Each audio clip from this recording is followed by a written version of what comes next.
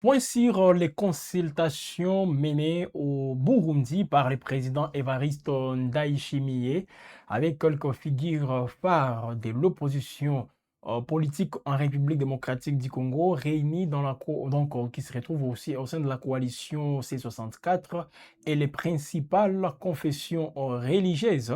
C'est en tout cas les gros mesdames et messieurs donc on va faire revenir justement sur la journée d'hier lundi 6 juillet 2026, les impressions des acteurs politiques qui ont pris part à ces consultations, qu'est-ce que le président burundais leur a dit et c'est à quoi on peut s'attendre justement pour la suite, parce que des grandes annonces sont donc attendues à l'issue d'un point de presse que les opposants vont tenir à Kinshasa, donc tout juste après les retours au pays. Ils étaient physiquement à Bujumbura parce qu'il y avait une invitation du président burundais et tous ont répondu voilà, à cet appel, sauf justement les camps de Joseph Kabila avec sa plateforme Sauvons la RDC.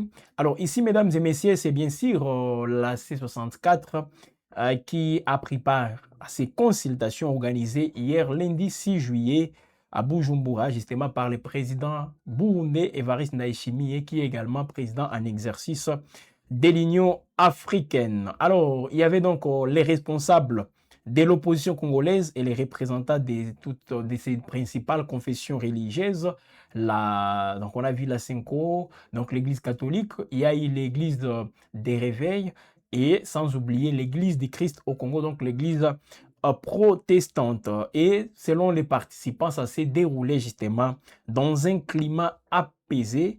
Voilà, il n'y a pas eu aussi d'incidents signalés tout au long voilà, de ces consultations. Alors, au terme de ces échanges, pour hier, lundi 6 juillet 2026, l'un des leaders de la coalition Article 64, cette coalition de l'opposition qui défend l'ordre constitutionnel, a dressé un bilan positif de cette journée de consultation. Alors, selon lui, justement, les différentes rencontres par groupe ont été suivis d'une séance de travail élargie réunissant les délégations politiques et surtout religieuses autour du président burundais Evariste Ndayishimiye. Dans ces mêmes angles, mesdames et messieurs, d'après ces membres de la C64, le président burundais attend contribuer à la recherche ici à la crise que le pays, donc la République démocratique du Congo, traverse. Et là, il s'investit surtout dans un premier lieu dans les cadres ou disons dans les volets politiques, parce qu'il y a aussi une crise politique qui se vit en République démocratique du Congo. Et pour Evariste Ndayishimiye, il est en train justement de privilégier les dialogues entre les acteurs concernés. Il a insisté justement sur la tenue d'un dialogue entre les membres concernés, tout en annonçant qu'à l'issue de leur séjour à Bujumbura, et là c'est bien sûr avec les membres de la 64 qui ont dit, voilà, et même les représentants des confessions religieuses, ils vont regagner ensemble Kinshasa. C'est vrai, ils sont partis d'une manière dispersée, mais ils vont tous regagner Kinshasa en groupe. Et là, ils vont tenir un point de presse. Voilà, et surtout avec la coalition C64, ça sera le jeudi prochain. Donc, après-demain, la C64 va tenir un point de presse afin de faire la restitution des grandes lignes des échanges de Bujumbura autour du président Evariste Ndayishimiye. Alors, initialement prévu, parce que ça aussi, il faut le dire, mesdames et messieurs, la marche du 8 juillet 2026, cette manifestation ou cette marche de la C64, justement pour défendre toujours l'ordre constitutionnel, a été reporté au 22 juillet 2026. On l'a dit même hier. Et là, la mobilisation continue toujours à Kinshasa et dans d'autres coins de la République. Alors ici, la coalition avait donné comme raison, voilà, avait justifié ces reports par l'invitation officielle adressée à ses dirigeants par le président burundais et président en exercice de l'Union africaine Evariste Ndayishimiye, toujours dans le cadre de ces consultations. Alors, côté burundais, c'est vrai, euh, on a vu tous Ndayishimiye s'est félicité aussi justement des cadres hein, ou même la présence de ses opposants.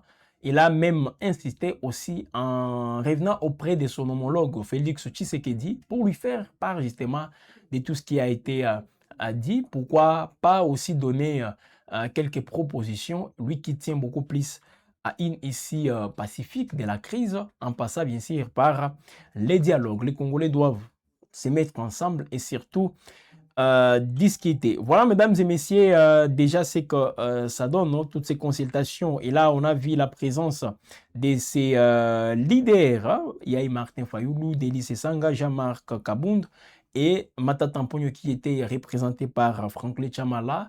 Il y a eu aussi les partis de Moïse Katumbi ensemble pour la République représentée par son secrétaire général Dieudonné Bolenge Tengue. Voilà donc, ce sont ces gens-là, mesdames et messieurs, qui constituent même le présidium de la C64.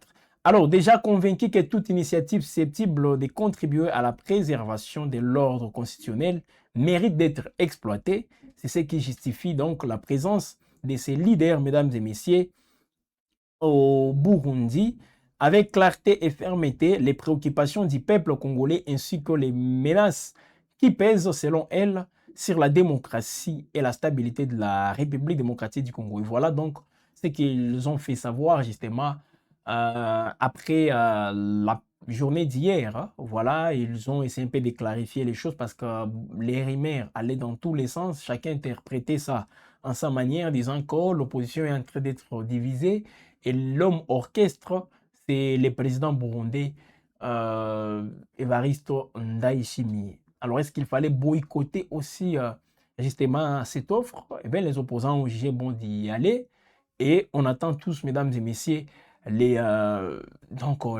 contenus hein, de toutes ces discussions, tout ce que nous sommes en train de dire ici. Oui, c'est vrai, ça a été abordé, mais là, c'est ce qu'on peut aussi faire consommer au grand public. Mais espérons, à l'issue de ces points de presse, on va en savoir beaucoup plus parce que la marche, elle est toujours maintenue malgré tout ce qui a été fait. Alors, quand est-ce que les fameux dialogues prônés aussi par les présidents burundais sera finalement convoqué? C'est en tout cas la responsabilité ou même la volonté du pouvoir actuel qui doit aussi être manifestée et voir comment les choses peuvent avancer. Donc, il y avait une invitation officielle. Ces opposants ont été invités de manière officielle à Bujumbura par le président Évariste Ndayishimiye.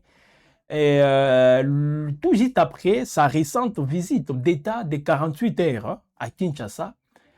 Et là, il a insisté sur l'importance de la stabilité des institutions congolaises et surtout l'unité nationale face aux défis sécuritaires persistants dans l'Est de la République démocratique du Congo. Voilà donc ce que ça donne, parce que ici le président burundais a exhorté les différentes composantes de la société congolaise. Donc là, on ne voit pas seulement les politiques ou les partis politiques, il y a aussi la composante société civile qui est vaste aussi, parce que là, on voit les confessions religieuses, les mouvements associatifs et beaucoup de structures justement qui entrent dans ces cadres-là. Donc, la société civile ou la société congolaise, parce qu'en parlant de la société congolaise, on peut aussi insérer cette classe politique qui est invitée donc à privilégier les dialogues et à renforcer la cohésion nationale. Voilà, le président burundais qui a également salué l'ouverture du dialogue hein, de Félix Tshisekedi et réaffirmé sa disponibilité à accompagner toute initiative visant à préserver la stabilité en RDC. Donc, il a tout d'abord assuré que voilà, Félix Tshisekedi n'est pas totalement contre les dialogues comme on peut les voir. Pendant ce temps, mesdames et messieurs, ça bouge dans tous les sens aussi sur les différentes lignes de front. Hier, on vous a fait les points justement sur tout ce qui se passe dans les hauts plateaux, voilà, dans le territoire des Fizi. Nous sommes aussi de Kivu et c'est en tout cas des affrontements qui se multiplient toujours. Et là, nous sommes dans plusieurs villages dans les hauts plateaux des Fizi, Uvira et même au niveau des Mwenga toujours, au sud Kivu et tout a commencé depuis le 1er juillet 2026 entre les éléments de l'AFC M23 et les FARDC qui bénéficient toujours de cet appui des Wazalendo. Alors on a vu donc des combats qui ont conduit justement à la conquête de certaines entités par les mouvements, donc par l'AFC M23. Plusieurs entités sont passées entre les mains de l'AFC M23 dans les zones justement autour de Minembwe. Alors on a vu Point Zéro, Rugezi, près de Minembwe, au sud Kivu toujours. Alors hier lundi, mesdames et messieurs, l'armée congolaise a indiqué avoir lancé son offensive afin de reprendre les contrôles des villages passés sous contrôle de l'AFC M23 dans les hauts plateaux des Fizi, Uvira toujours et Mwenga. Donc c'est toujours dans la même région. Alors selon le lieutenant Rigen Mbouikalonji, c'est lui les porte parole, voilà, de l'opération Sokola D, Sud Kivu. Voilà, là on est donc dans les Sud, la province du Sud Kivu. Il a dit que les positions stratégiques de Kimete, Mihene et Kashamata ont été reprises par l'armée loyaliste. Voilà, donc les FARDC, selon lui. Les éléments de la coalition rebelle AFC M23 Twirwanéo, il cite RDF, Retabara, selon lui, ils ont été contraints de se replier en direction de Rugezi et Bigaragara, toujours à Minembwe, selon les porte-paroles militaires. Voilà, mesdames et messieurs, tous ces affrontements qui se déroulent dans une région qui reste aussi enclavée, parce que c'est très difficile aujourd'hui d'y aller, même l'accès n'est pas aussi très certain, parce que là on voit la couverte, ou même c'est une zone où même les réseaux de téléphonie posent problème, d'où l'accès, mesdames et messieurs, tardif aux différentes informations indépendantes. Parce que depuis hier, on nous a dit qu'on va revenir avec tous les détails, mais c'est toujours très compliqué vu que la liaison téléphonique pose toujours problème. Mais on est quand même en train de prendre quelques points et je crois que ça vous édifie, bien qu'on doit aussi vous en dire un peu plus parce qu'on a reçu des questions. Voilà, vous avez demandé qui est à Baraka, tout ça. Mais jusque-là, l'AFC M23 n'est pas encore dans cette ville. Donc, les FARDC ont aussi dénoncé justement des bombardements des drones attribués à l'AFC M23 le week-end dernier dans les villages de Bidjaga à l'est des Points Zéro, mais aussi d'autres villages qui restent très peuplés, faisant, selon les FARDC, une dizaine de morts. Donc c'est toujours pareil. Quand c'est les FARDC qui subissent l'attaque, elles viennent aussi faire un communiqué pour dénoncer, pour accuser tout ça, prendre la communauté internationale à témoin, citer des morts, tout ça. Et quand c'est les Live M23 qui est aussi qui se voient aussi concernés de manière directe ou par des bombardements dans les zones qu'ils contrôlent, voilà, on connaît tous, mesdames et messieurs, comment est-ce que les communiqués tombent, les mises à jour. Et partout, les FARDC viennent de faire aussi leurs mises à jour. Et c'est comme ça que cette situation, mesdames et messieurs, est en train de se dérouler. Voilà donc ce qu'il faut retenir d'abord pour l'instant, c'est qu'à Bujumbura, c'est ça aussi, mesdames et messieurs. Évariste Ndayishimiye tente aussi, il est optimiste justement de trouver une solution à cette crise en République démocratique du Congo. Là, il ne parle pas encore de la situation sécuritaire, la FCM 23 ou même l'implication du Rwanda. Il est d'abord au volet politique. Il se focalise sur ces volets-là. Et on attend maintenant les points de presse des restitutions qui sera tenu par ces présidiums de la C64. Ça sera donc jeudi, donc tout juste après-demain, pour en savoir beaucoup plus. Donc, on est toujours à votre compagnie, mesdames et messieurs. À nous de vous dire merci de nous avoir suivis. Merci à Faustin Mouhiwa qui nous a réalisé. Alors, il faut donc rester toujours informé. Et pour ne rien rater, mesdames et messieurs, en termes d'actualité, allez sur wab-info.com pour tout savoir, tout comprendre justement de ces actualités en République démocratique du Congo et pourquoi pas au-delà de nos frontières parce que les médias est toujours entré Donc, on fait les points sur toutes ces situations, tous ces moments aussi chauds de la communauté. Voilà, toute la communauté entière. On est là donc pour vous informer. Merci donc et restez connectés sur votre chaîne.